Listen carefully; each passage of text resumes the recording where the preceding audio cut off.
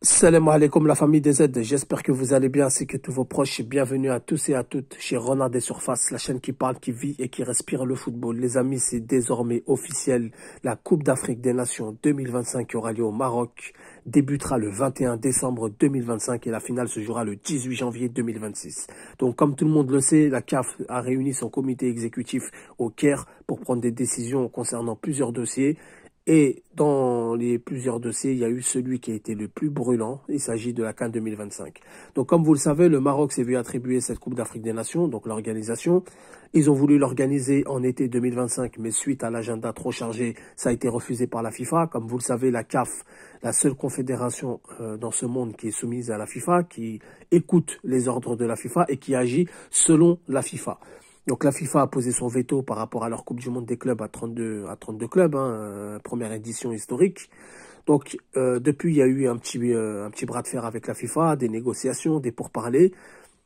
On a parlé de janvier 2026, mais après, il y avait la Coupe du Monde qui approche aux États-Unis, donc la charge de travail sera élevée. Justement, comme vous le savez, on a changé la formule chiffre pair. À l'époque, c'était en chiffre pair la Coupe d'Afrique des Nations.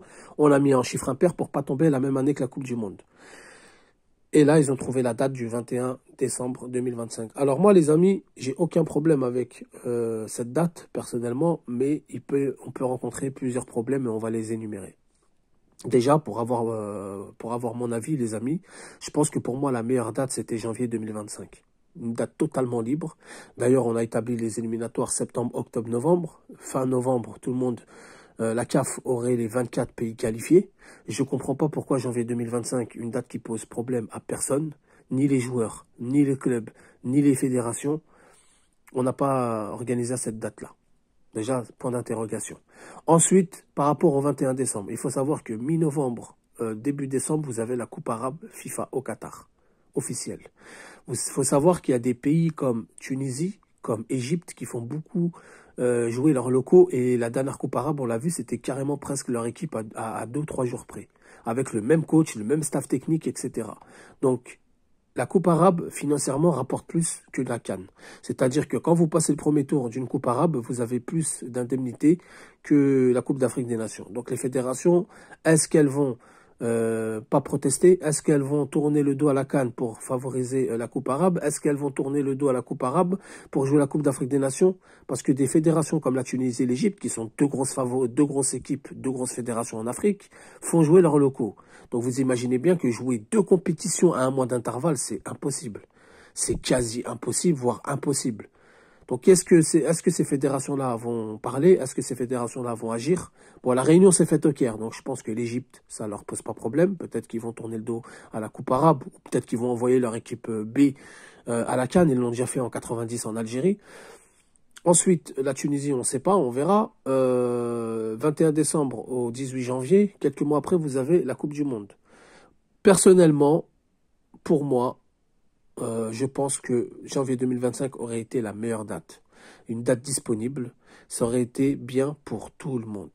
Maintenant, j'ai souvent dit que le Maroc, la seule raison pourquoi ils ne veulent pas l'organiser en janvier 2025 et qu'ils ont voulu l'organiser en été, absolument en été, c'était pour des raisons économiques, touristiques, etc.